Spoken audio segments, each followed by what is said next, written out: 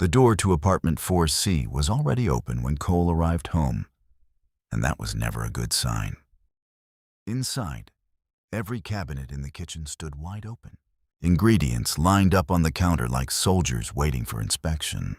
A bottle of hot sauce, a jar of peanut butter, and standing in the middle of all of it, reading the back of a cereal box with the focused intensity of someone decoding classified military documents, was Vera. She was 7 feet tall. Her skin shifted between deep violet and gray depending on the light, the way oil on water changes color when you tilt it. Her eyes were a solid pale gold with no pupils that Cole could see. She had 4 fingers on each hand, and right now all 8 of them were gripping that cereal box like it owed her money.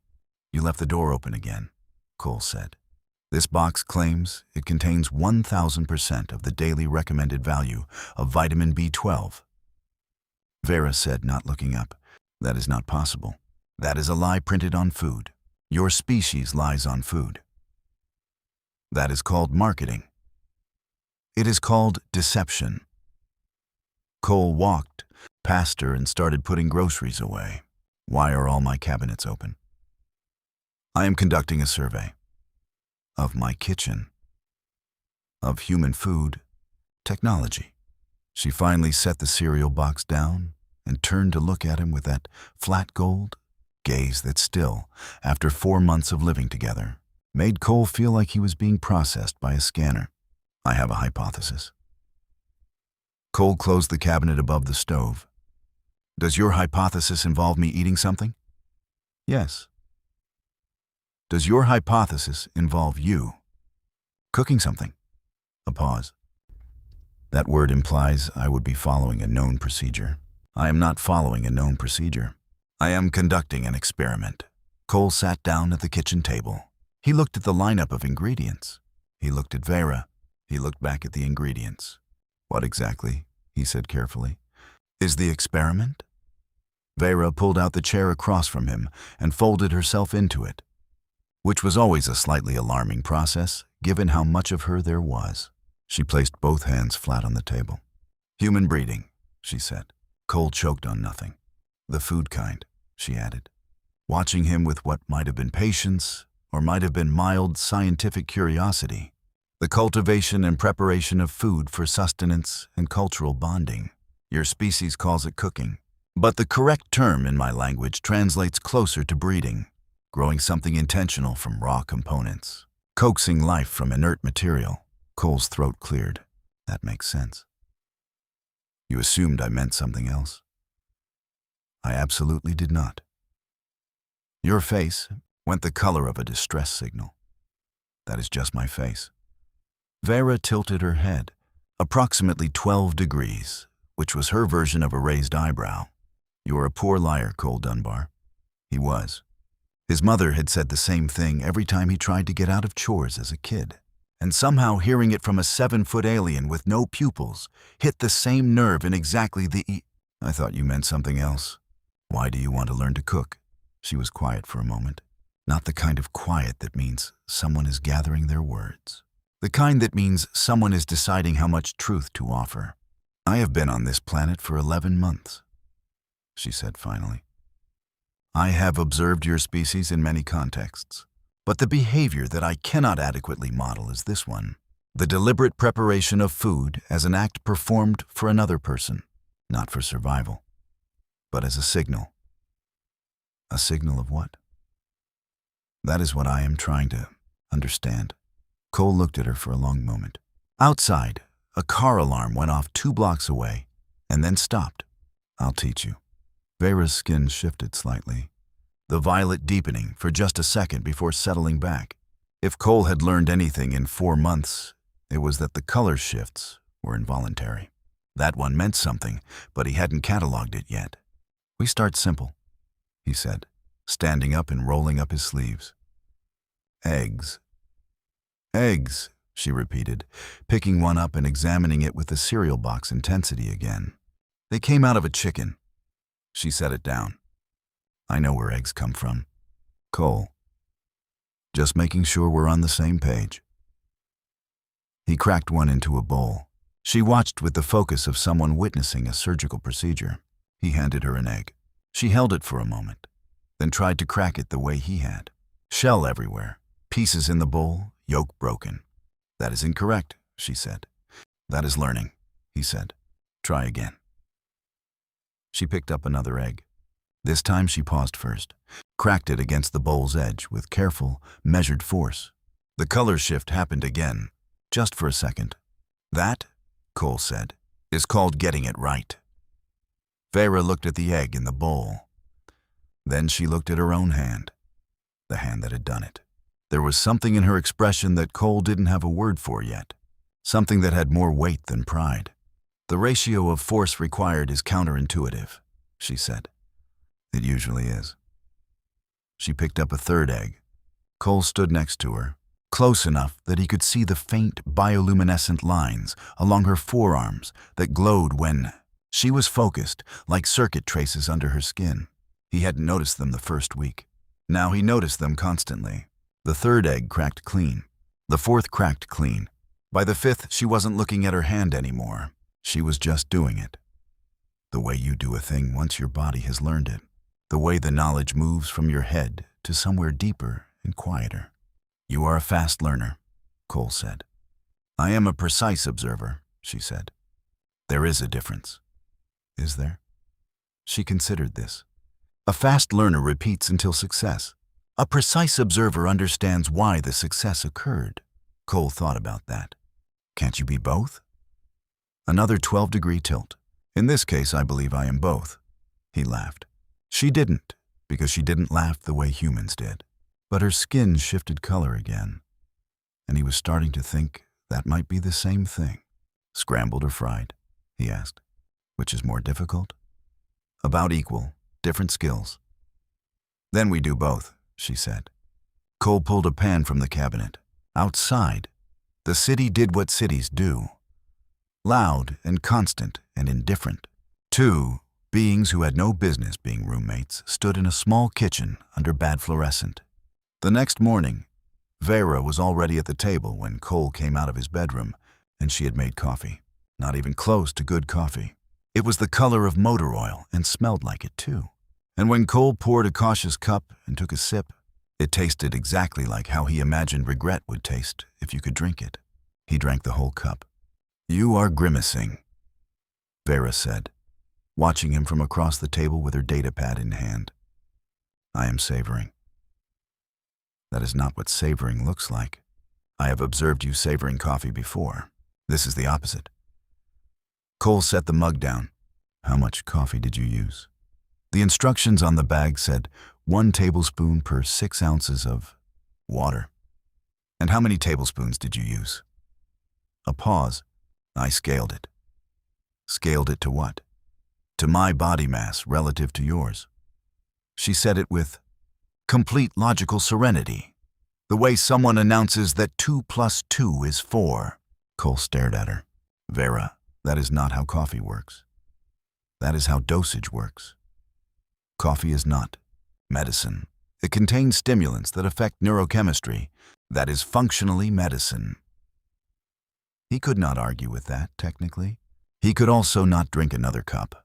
He quietly poured it down the drain while her attention was on her datapad. I have been researching, she said, not looking up. I found something that interests me. Yeah?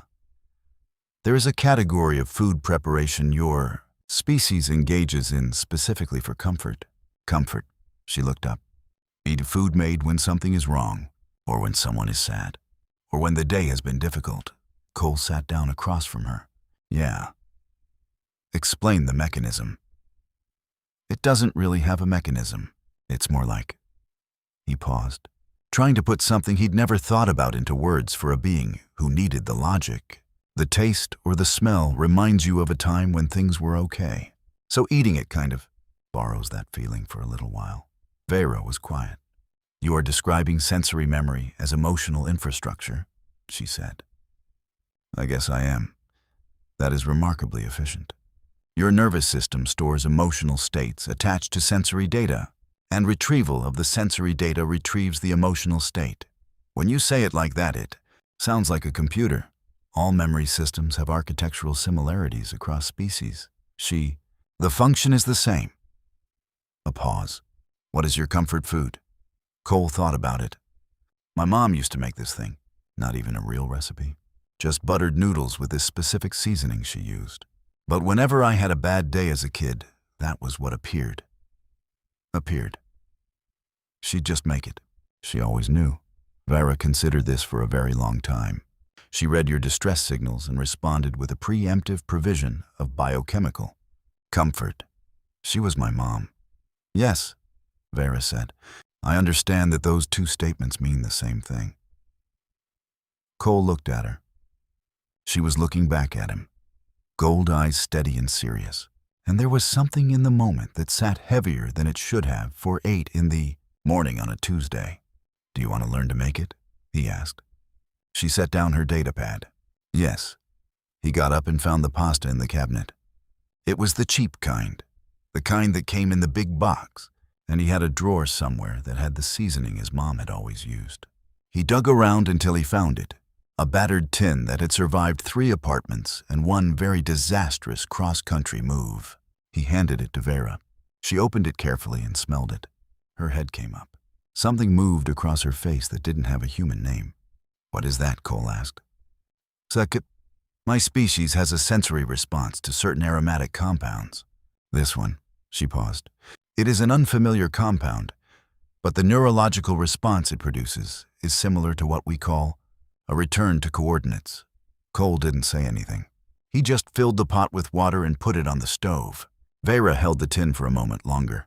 Then she set it carefully on the counter like it was something important, and moved to stand beside him at the stove. You stir it, Cole said, once it starts boiling. I understand stirring. You also understood cracking eggs yesterday, and you put a crater in my bowl. I had not yet calibrated. Just don't overstir. She took the spoon from him. Define overstir. When it starts looking nervous. She looked at him. A pasta cannot be nervous, I know. But when it starts looking that way, you're overstirring. A pause. That is not a useful definition. No, he admitted. But you'll know it when you see it. She watched the water begin to heat. The bioluminescent lines on her forearms were glowing. The focused ones. The learning ones. Cole leaned against the counter and watched her watch the pot. Yes. Why did you want to come to Earth? What were you looking for? She didn't answer immediately. The water began to simmer, tiny bubbles forming at the bottom of the pot. I was assigned here, she said. That's not what I asked. Another long pause. She held the spoon loosely, not stirring yet. There is a concept in my culture, she said finally, and for which you do not have a direct translation. It describes the experience of encountering a species whose methods of surviving are so different from your own that observing them reconfigures your understanding of what is possible. She paused. I had read about humans. I wanted to see it, whether it was true. Whether what was true? The water reached a full boil. She began to stir, slow and even, on whether a species so fragile could also be so. She searched for the word. Whether those two things could live in the same body without contradiction. Cole didn't say anything for a while. And, he said eventually. She looked at the pot. Then she looked at him. The color shift happened, that deep violet, and this time it stayed a little longer before settling. The pasta's ready, she said. He handed her the colander. They made buttered noodles with the seasoning from the battered tin, and they ate them at the kitchen table while the city made its noise outside. And Cole did not ask again, and Vera did not answer again. But something had been said anyway in the space between the question and the pot of boiling water, and they both knew it. 3 weeks into the cooking lessons, Vera attempted her first independent dish. Cole came home to smoke, the lazy gray kind that hangs in the air and smells like ambition that went slightly sideways. The smoke alarm was going. Cole reached up and pressed the button to silence it, which he had done enough times in this apartment that the gesture was automatic. Vera was standing at the stove, holding a pan that contained what had once, probably, been an attempt at pancakes. They were the color of a protest sign, very committed to their wrongness. I followed the recipe, she said, without turning around. I believe you. The temperature setting was as specified. Cole came to stand beside her and looked at the pan. What temperature did you use? Medium. Medium on our stove runs hot. That information was not in the recipe. No, he said. It usually isn't. That's the part you learn from burning them. She turned the pan slightly, examining the damage with the detached interest of a scientist reviewing unexpected data. The first two were this result. The third and fourth were an improvement. The fifth was correct. The sixth I overcompensated on, and it was too pale. Cole looked at the pan. One lone pale pancake sat next to 5 dark ones. The fifth was correct, he repeated. Yes. Can I try it? She pointed to the counter where a plate sat with a single pancake on it. The one she had deemed correct, saved deliberately. Cole picked it up and ate it in 2 bites. It was actually good. The edges were even, and the inside was cooked through, and it tasted like a normal pancake made by a person who had learned how to make pancakes. This is good, he said. Vera looked at the plate in his hand. I made it correctly. Vera, it took me about 40 burned pancakes before I consistently made them right. I required 5 iterations. I know. He set the plate down. I'm saying you should be proud. She turned back to the stove and turned off the burner. Pride is an emotion that functions as positive reinforcement for competence-building behaviors. I am aware that this is the appropriate moment for it. That's not the same as feeling it. Ah, it is not. Cole started cleaning the pan. She watched him for a moment, then picked up the dish brush and moved him gently aside with one large hand and began cleaning it. Her cleaning was methodical in the way everything she did was methodical, each stroke deliberate. My people do not cook, she said while she worked. We have nutrient preparation. It delivers exactly what the body requires and no more. Sounds boring. It is not boring. It is logical. Can be both. She rinsed the pan. I've been thinking about what you said, about the buttered noodles appearing without asking. Yeah? On my planet, care is expressed through action. Specific, requested, necessary action. You identify a need. The emotional content is understood to be embedded in the utility of the act. She dried the pan. But what your mother did was not in response to a request. It was in response to a signal she had learned to read. Cole sat down at the table. She knew me, yes. She had accumulated enough data on your patterns that she could predict your state and respond preemptively. Vera hung the pan back on its hook. That is a different kind of care, anticipatory. Is that not a thing your people do? She sat down across from him. It is not a thing we express through food. We do not use sensory provision as emotional language. The concept is, she paused, new. Cole rested his chin in his hand. Do you like it? The concept. She looked at the table for a moment. There were flour marks on it from the pancake attempt. She ran one finger along a small white streak. I made the 5th pancake correctly, she said. Then I made a 6th, knowing the 5th had worked, and I changed something anyway. I overcompensated. Yeah, I noticed that.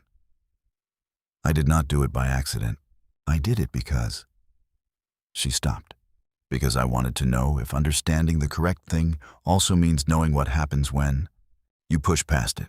Whether the boundary of correct is solid or whether it has some flexibility. Whether there is a space past correct that is still acceptable or whether it collapses. Immediately, Cole was quiet for a moment. What did you find out? The past correct collapses fairly fast in pancakes. A pause.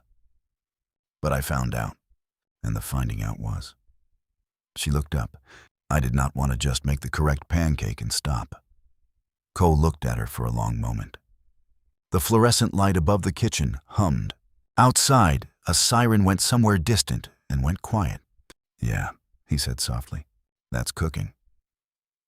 The 4th week, Cole got sick.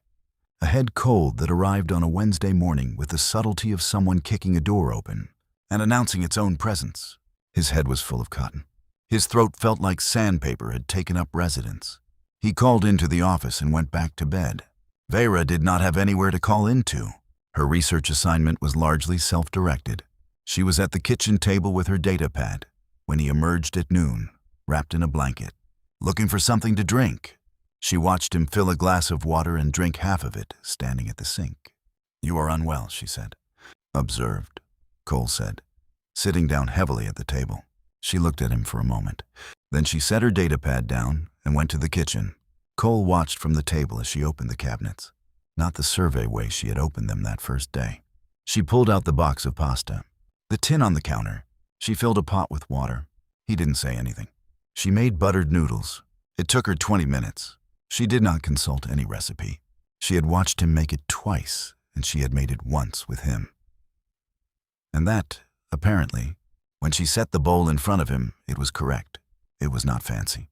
It was not nutritionally optimized. It was just what it was. With the seasoning from the battered tin, and Cole looked at it and felt something shift somewhere in his chest that had nothing to do with. "You didn't have to do that," he said. Vera sat back down across from him and picked up her data pad. "You required comfort provision," she said without looking up. "I was available to provide it." Cole ate the noodles. They were not as good as his mother's.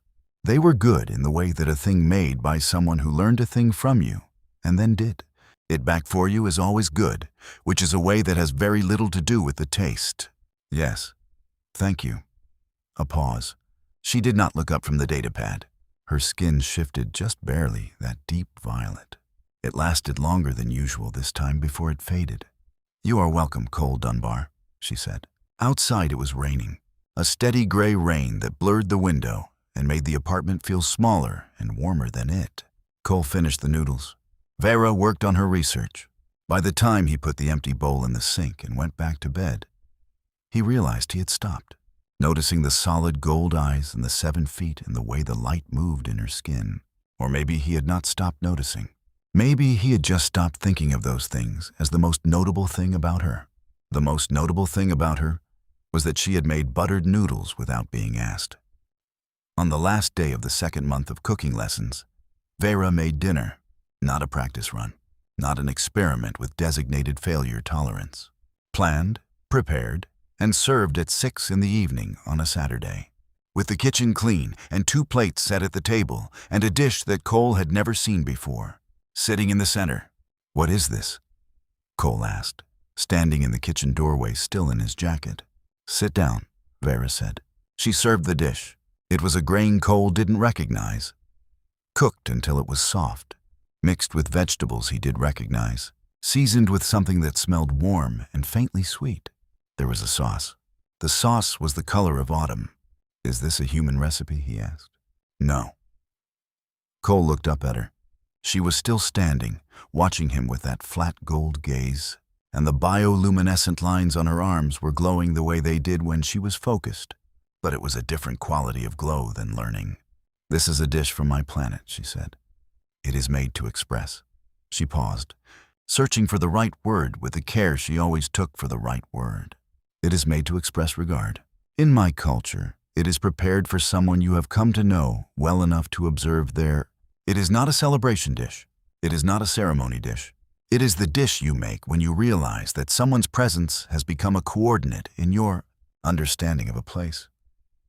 Cole was quiet. "I have been attempting to understand the human custom of cooking as emotional language. Vera, I believe I now understand it, not as an observer, as a participant."